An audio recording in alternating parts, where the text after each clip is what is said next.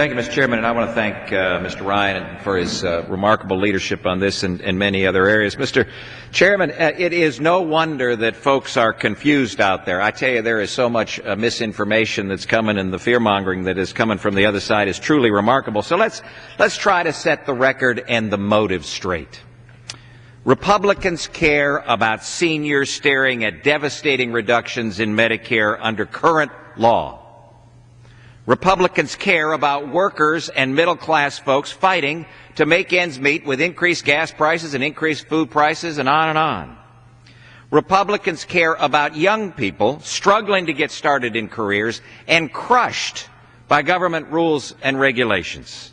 Republicans care about students getting out of school and not being able to get a job in their field. Because we care about seniors and workers and single moms and young people and students, because we care about all Americans, we present this responsible, balanced budget.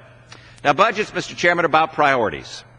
And priorities that the American people overwhelmingly support include getting federal spending under control, poll after poll tells you that, getting our economy moving again so we can get folks back to work, and getting our debt crisis under control so that we may preserve the American dream for future generations. And these are precisely the priorities of our House Republican budget, the path to prosperity. This path to prosperity is the way to responsibly balance our budget. American families all across this great land know that the federal government shouldn't spend more than we take in, and we agree. Now let's look at a couple specific items. Our friends talk on the other side about loopholes. We're interested in closing loopholes, you bet. The gentleman from Maryland says not one dime of closing loopholes will go to reduce the deficit on our side. He's absolutely wrong, Mr. Chairman. He's just wrong. I've had this discussion with him, and he's simply wrong. It's really sad that he perpetuates that misinformation. Second, taxes. The gentlelady from Pennsylvania said that we were interested in raising taxes by some remarkable amount. I can't even remember what it was. In fact, we don't. We actually balance the budget without raising taxes. Mr. Chairman, they can't have it both ways. They can't say that our plan is not specific enough on taxes and then say it's so specific that we increase taxes by a specific amount. The fact of the matter is, Mr. Chairman, as you know and as our friends on the other side of the aisle know, it's the Ways and Means Committee that develops the plan, the tax plan. And that's why the Budget Committee doesn't address it.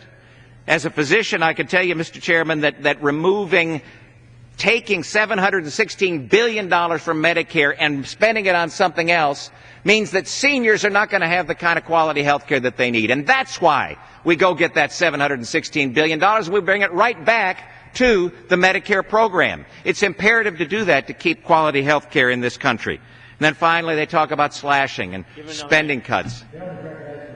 Talk about slashing and severe cuts to spending. Mr. Chairman, our budget increases spending by 3.4% every single year on average. And we do that because that's the number that you need in order to bend the curve down so that we do indeed get to balance. Mr. Chairman, the path to prosperity ensures that we're honoring America's most important priorities. Our budget saves and strengthens and secures Medicare. We protect the national security. It cares for the poor and the sick by repairing America's safety net programs, and we expand economic opportunities for all. We believe in the industriousness and the ingenuity and the dreams of the American people. It's time that we have a government that is worthy of the people that we represent. And I yield back.